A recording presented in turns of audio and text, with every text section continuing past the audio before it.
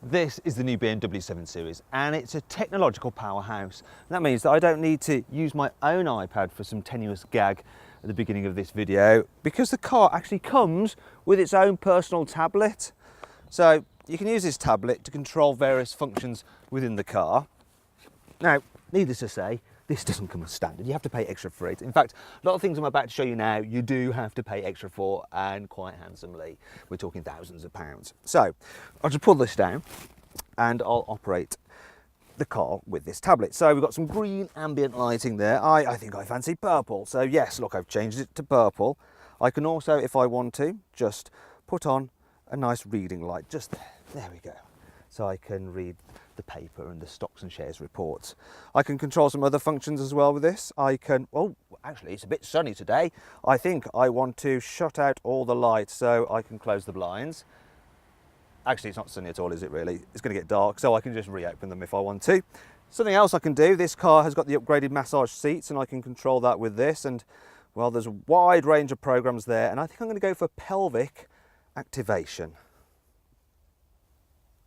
Oh, well, actually better stop that and get on with the rest of the review. Now, this is the long wheelbase version of the car. You don't really need it unless you're going to be carrying VIPs, because then, well, I mean, look at this. There's loads of knee room, loads of headroom.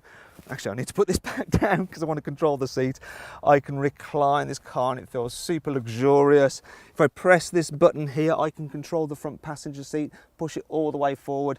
Obviously, you can have your CEO sat here, aren't you? And yeah, on the whole, very comfy, long wheelbase, or even in the short wheelbase, to be fair. If you need to carry 3 abreast, it's doable. You know, a little bit cramped on headroom. And I think overall, the Mercedes S-Class is better for carrying 3 in the back at once. But really, yeah, there's not much in it. If you click up there, you can actually see our full in-depth practicality review for more information on that. How easy it is to fit a child seat in the back of this 7 Series, and just how much stuff you can fit into the boot. Speaking of which, the boot, now as you'd imagine, with a car of this size, it's absolutely massive. So a saloon is never as practical as a hatchback, but this one does a very good job because the opening's nice and wide, the load lip isn't very big, so it's easy to load things in and out. It's a very flat space, it goes back a long way, it's wide and square, and you can get it with a through loading hatch if you need to carry skis. And on the whole, this boot is more practical than that of its rivals. I was even able to fit a bike in there with its wheels off. Now, there's some useful cubby space in this car as well. We'll move around to the front.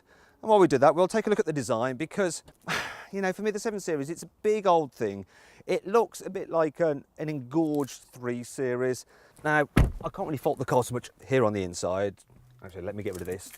Remember, I've got to show you that, yeah, cubby spaces, they're good all round in this car. Back to the design. Yeah, it's nice. I like it. It seems very, very upmarket. The design's probably not quite as simplistic as the Mercedes S-Class, but I think the quality is better. I mean, I love this little screen here for your air conditioning system. In fact, as standard, the car gets full zone climate control. You also get stuff like wireless charging for your phone, all around heated seats, but you'd have to pay for this because this car starts from around £63,500. The extended wheelbase version, that's obviously more expensive, and yeah, you can go crazy with the option. You can spend like loads and loads. This thing is actually worth over £100,000, this particular car, which is just bonkers. But there is loads of tech available on it. For instance, there's a new iDrive system, and I love it. So you can control it the usual way there using this swivel wheel, or you can actually, if you want to, use it as a touch screen. So there we go, I can go through the different menus just by pressing the screen. And there's another thing I can do, I can control it with gestures. So to turn up the volume on the stereo, I can just waggle my finger around and it does that. So there we go. Now, for our full in-depth video review of that infotainment system, you need to click up there. And it's quite a long video because there's so much to tell you about the system. It's just that impressive. But is the 7 Series as impressive when you hit the road? Do you know what?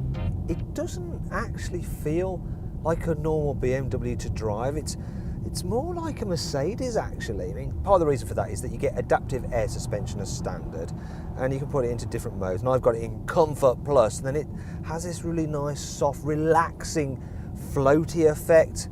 though you do feel the odd jolt through bigger bumps, and on rough surfaces it does fidget around a bit more than the super smooth Mercedes S-Class. You can tell that they're really trying to err on the side of comfort with this car. Still, you can press a few buttons and stiffen things up, and even get a system which will read the road ahead using the sat-nav and brace the suspension so your corner nice and flat. But yeah, on the whole, it does just feel a little bit different, a little bit, dare I say it, barge-like. You can also upgrade the cruise control system, so the car will pretty much drive itself, and it can steer you to keep you in lane, though you do have to put your hands back on the wheel occasionally, otherwise it gets cross. However, you won't get cross cruising in the 7 Series, as it's super relaxing and very quiet. In terms of engine, you can get 2 petrol or 2 diesel or a hybrid.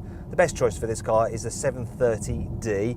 This is a 740D X-Drive with all-wheel drive and over 300 horsepower, and it'll get to 0 to 62 miles an hour in just over 5 seconds.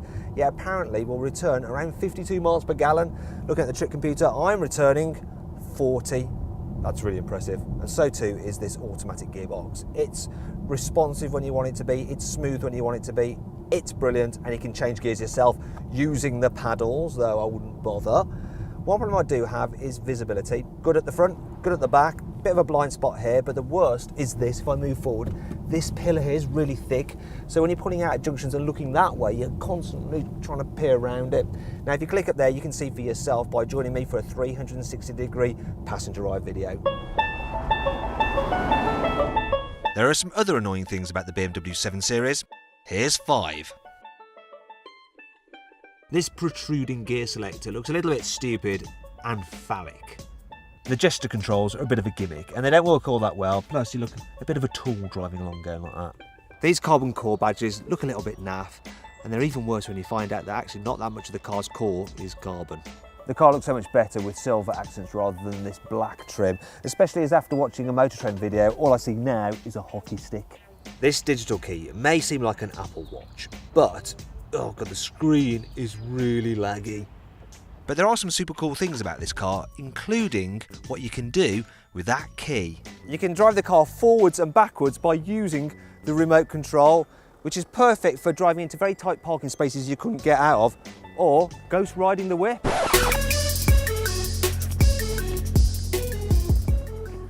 With the virtual 360-degree cameras, you can look around the car completely. It's a bit like Gran Turismo, this. You can get the car with laser beam headlights, which are so bright, it's like turning on the sun. You can get the car with ionised air conditioning and various scents, so look, I can choose between a waft of pure water pearls or the naturalness of lush grasses. With the BMW Vitality program, you've effectively got a personal trainer in the car with you, so I'll just start it with the tablet. What I have to do is follow the instructions and then press my body into the seat as directed to help build up my muscles and hopefully keep fit.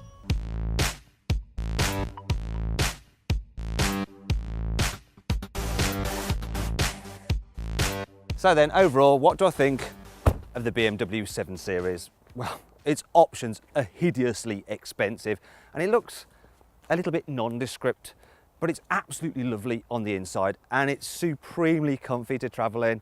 Now, if you click up there, you can get more information and find out the best deal you can get on a new car at carwow.co.uk. Thanks for watching. If you enjoyed this video, please like it, share it and subscribe to our channel. And if you click over there, you can watch our detailed practicality, infotainment and 360-degree passenger ride videos for the BMW 7 Series. Now, did you spot the Easter egg in this video?